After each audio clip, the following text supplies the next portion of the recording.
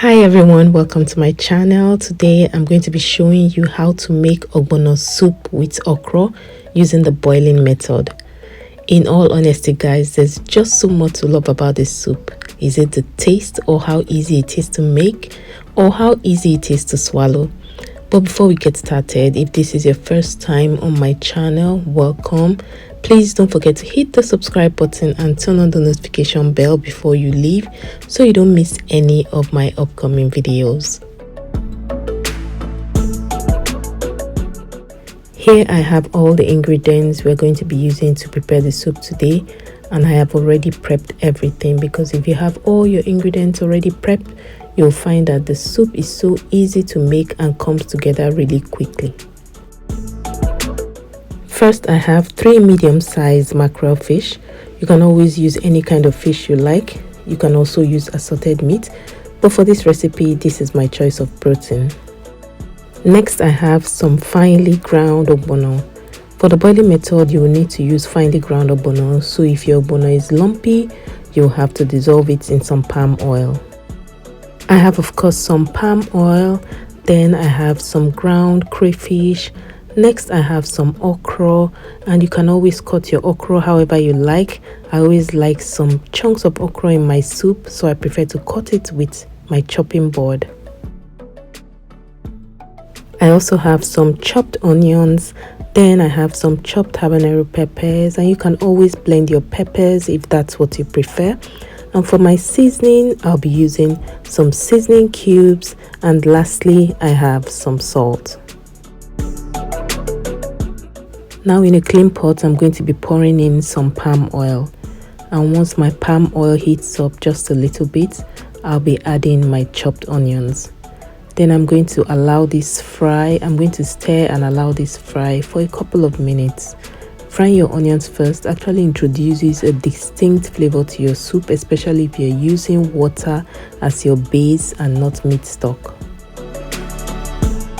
Next, I'll be pouring in some warm water, and if you're using some meat stock, this is also the right time for you to add it.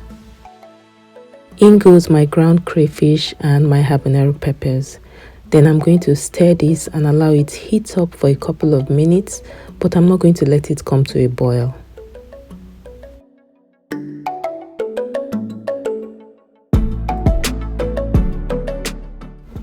Once it's hot and hasn't started boiling, I'm going to sprinkle my finely ground ogbono, and I'm going to give it time to melt without stirring, and I'll be cooking this on medium to low heat, and this is so that my ogbono has time to melt and it doesn't develop any kind of lumps. So if you're someone that likes your ogbono light like me and not too thick, make sure not to add too much, because ogbono becomes thick once it gets cold. At this point, you'll notice that the ogbono has gradually started melting. Please note that I've been cooking this on medium to low heat. Next, I'll be adding some seasoning cubes and some salt.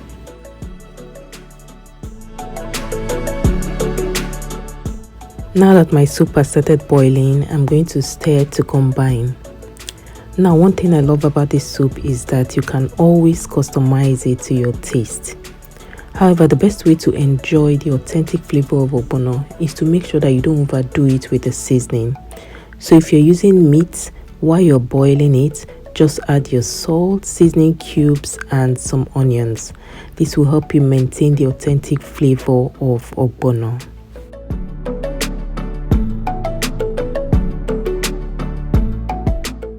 At this point, if you're enjoying what you're watching and haven't given the video a thumbs up, please take a moment to hit the like button and also subscribe to my channel if you haven't done that already.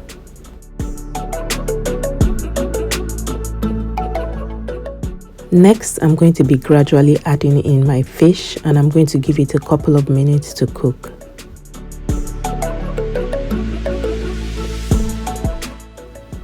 And once my fish is cooked, I'll be adding the last ingredients for this recipe, and that's my chopped okra. At this point, you can actually taste for salt and adjust your salt if you need to. I'm going to stir and cook for about a minute, then I'll turn up the heat, and this is because I don't like my okra too soft. but you can also cook for longer if you like your okra softer.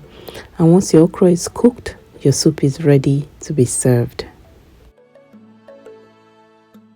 So this soup is one soup that the flavor greatly improves when it has been left untouched overnight. So I typically don't pack mine into the freezer for storage until the next day. Now let me know in the comment section if you are someone that likes ogbono soup and how you like to cook your ogbono soup. Do you use the frying method or do you use the boiling method?